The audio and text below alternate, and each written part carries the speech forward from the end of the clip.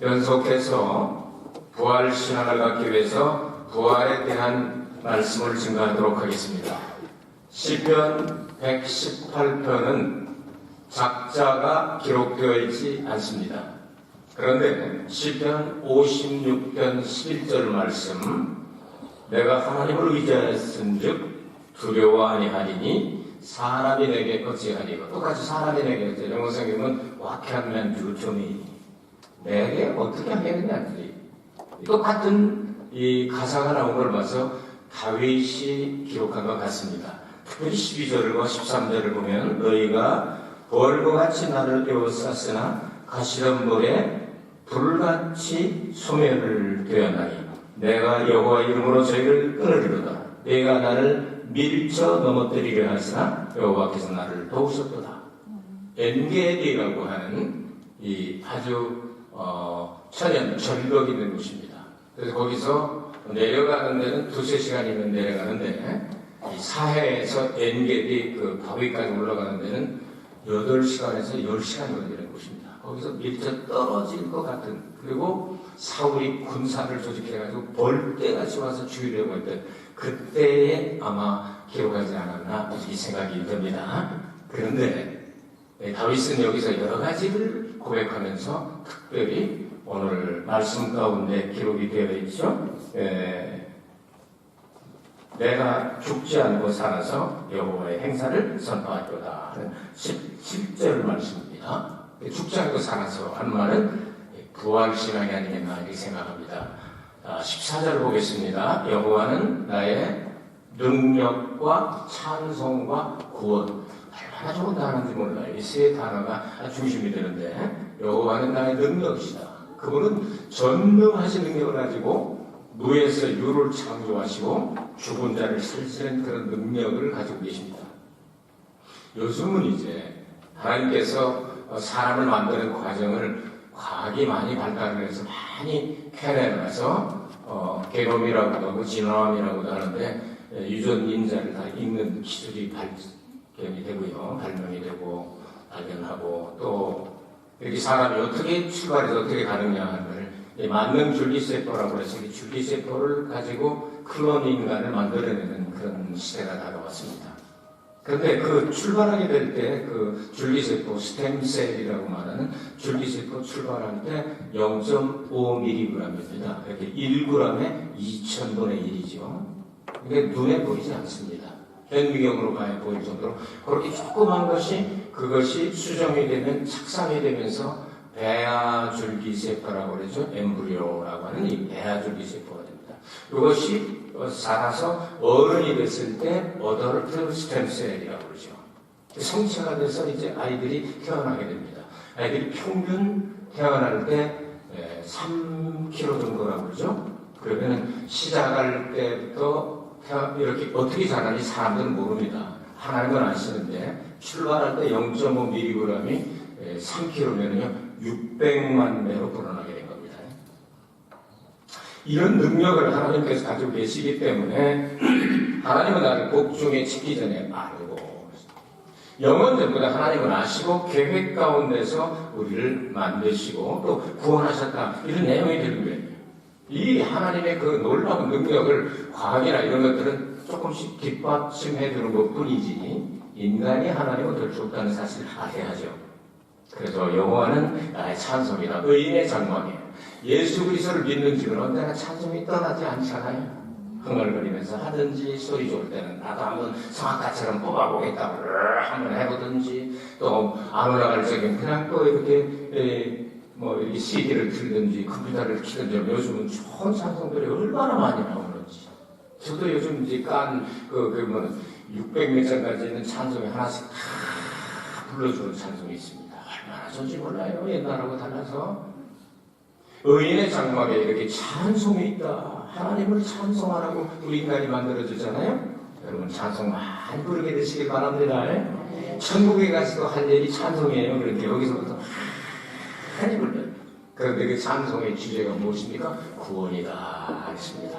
죄로 인하여 죽을 수밖에 없는 우리 죄인들을 위해 예수께서 이 땅에 오셔서 고난 받으시고 십자가에 달려 죽으시고 그리고 대속의 제물이 되셨으며 장사 지내고 그리고 3일 만에 부활을 하시고 하나님의 보좌 우편에 앉으시고 성령을 보내신 그 예수님의 우리를 구원한 그것이 여러분의 찬송의 주제가 되기를 바랍니다. 아멘.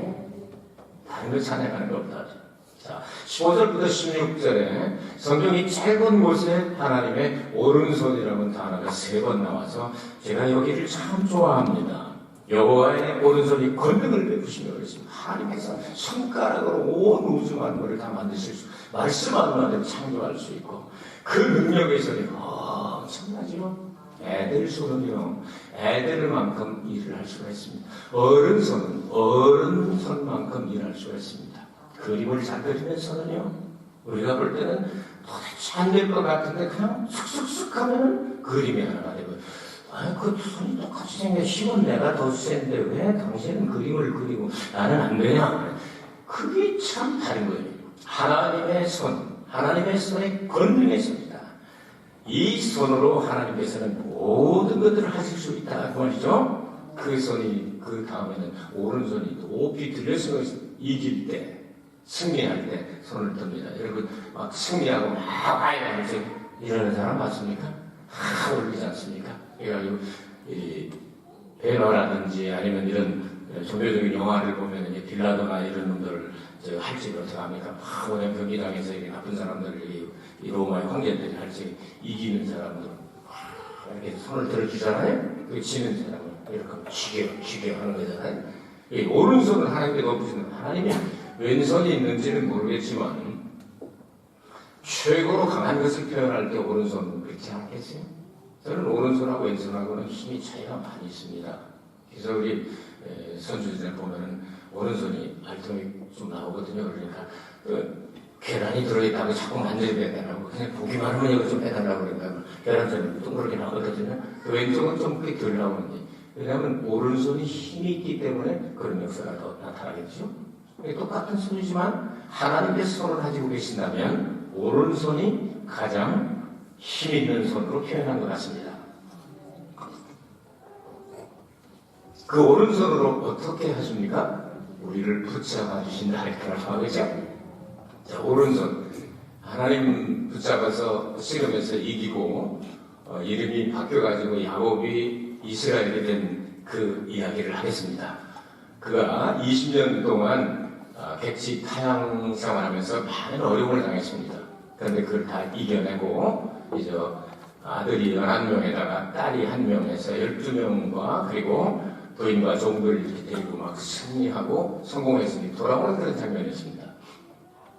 모든 거 다 해결하고 거의 다 해결하고 이제 베들레헴에서 예루살렘 이쪽으로 가면 되는데요. 베들레헴에서 보엘셰바 가든지 어쨌든 하나님이 약속의 땅으로 이제 가면 되는데 마지막 관문이 베들레헴 쪽에서 아이가 이렇게 난산을 하게 됐습니다. 난산을 하게 돼가지고 이 라헬이라고 하는 여성이 그 야곱의 제일 많은 사랑을 받은 사람이지 않습니까?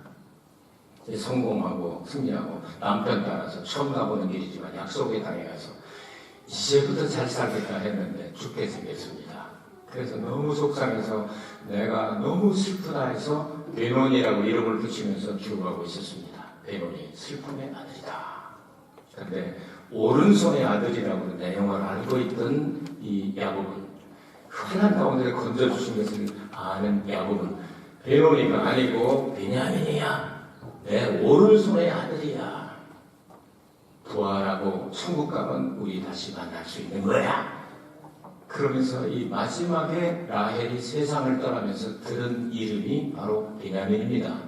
하나님의 오른손의 아들이라는 뜻이죠. 그러니까 하나님께서 부활을 시켜줄 때 우리는 다 같이 만난다는 이런 믿음을 가지고 고백하기를 바라면서 저는 이 성경을 참 좋아합니다. 오른손, 주의 오른손, 여호와의 오른손, 하나님의 오른손. 이 오른손을 가지고 우리를 꼭 붙잡아 주셔서 세상에 어떤 일들이 많이 일어난다 할지라도 하나님의 오른손에 꽉 잡히기를 바랍니다. 하나님의 오른손에 잡으면 아무도 건드릴 자가 없습니다. 악한 자가 만지지도 못하게 합니다. 절대로 안전한 것이 하나님의 오른손입니다.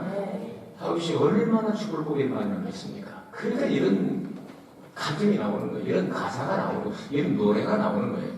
몇 번이나 죽을 고비를 미다가 이런 것들을 체험하게 되니까 이런 아름다운 성경 구절이 계시를 통하여 나오게 되죠. 자, 17절과 18절의 중요한 내용은 내가 죽지 않고 살아서 여호와의 행사를 선포하리로다. 이제 나의 힘이 되시고 나의 찬송이 되시고 나의 구원이 되신 오른손으로 나를 붙잡아 주신 하나님과 함께 있으니 내가 죽지 않고 살아서 여호와의 행사를 선포하리로다. 죽지 않고 살아서 부활을 의미하죠. 여러분, 너무 죽을 고비를 많이 넘기게 되면 너무 고통스럽고 너무 괴롭고 어려운 일들이 다가오게 되면 차라리 죽는 것이 낫다고 생각하는 사람이 있을 수도 있습니다. 너무 견딜 수가 없어서 이 걱정 저 걱정 아무것도 하지 않고 잠들어 있는 동안에 살그머니 하나님께서 이렇게 이사시켜주면 좋겠다 할 때 없어요? 너무 좋은 게 많아가지고 잠자다 말고 빨리 눈 뜨고 싶어요? 여러분, 세상이 너무 재밌어가지고 여러분 너무 힘들고 어려울 때는 죽을 고비를 많이 넘기게 됩니다.